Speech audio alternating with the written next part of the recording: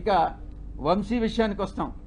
వీడికి bleaching పౌడర్కి, talcum పౌడర్కి, లేకుండా ఉంటే ఇంకొక కోకైన్కి తేడా తెలియదు. వీడిని అసలు సమాజంలోనే వీడి టాల్కమ్ పౌడర్ అంటారు వీడిని. నేను ఒక్కటే అడుగుతున్నా, ఒరే వంశీ, జర్నలిస్ట్ అనే దానికి ఒక స్పెల్లింగ్ చెప్పరా నువ్వు కరెక్ట్గా. ఎక్కడో చదువు పేరు లేని వాడివి, చదువు లేని వాడివి, విజ్ఞానం లేని వాడివి, ఇంగిత జ్ఞానం లేనటువంటి వాడివి మీడియాలో చొరబడి అందరినీ మోసం చేసి మిగతా వాళ్ళందరినీ కూడా ఏకంగా ఛానల్ యాజమాన్యంలోకి వచ్చి నువ్వు సాగిస్తున్నటువంటి అరాచకాలు ఏదైతే ఉన్నాయో, నువ్వు చేస్తున్నటువంటి బ్లాక్మెయిల్ ఏదైతే ఉందో అది సభ్య సమాజం తల ఉంచుకునేలా, మీ తల్లిదండ్రులకు తెలిస్తే, మీ అక్క చెల్లెళ్ళకి తెలిస్తే వాళ్ళు కూడా తల వంచుకుంటారు రా వంశీ. ఇది నీ యొక్క పరిస్థితి. ఒక్కసారి మీ ఛానల్లో పనిచేసేటటువంటి మీ యొక్క మహిళా ఉద్యోగుల్ని ఒక్కసారి అడిగి చూడు నీ గురించి ఏమనుకుంటున్నారనేటటువంటి విషయం. నీ వెనక ఏమనుకుంటున్నారనేది ఒక్కసారి తెలుసుకోరా.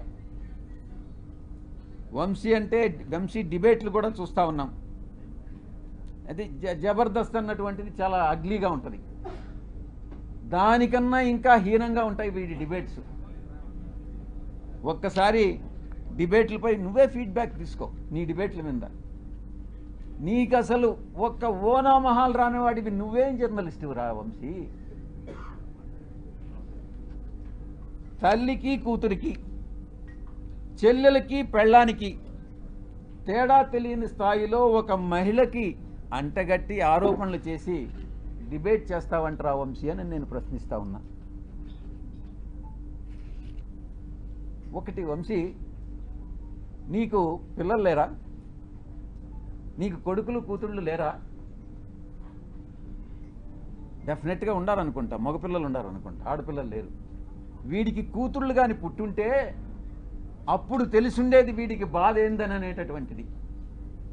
ఆ కూతుళ్ళ మీద ఎవరైనా ఆరోపణలు చేసుంటే అప్పుడు తెలిసిండేది ఈ వంశీ అని అనేవాడికి బాధ ఏందని అనేటటువంటిది. అప్పుడు ఆ పిల్లల పైన ఇప్పుడు నీకు కొడుకులు ఉన్నారా? నీ కొడుకులా కాదానని ఎవరైనా DNA టెస్ట్ చేయించమని అడిగితే నువ్వు బాధపడతావా లేదా అని నేను ప్రశ్నిస్తా ఉన్నా.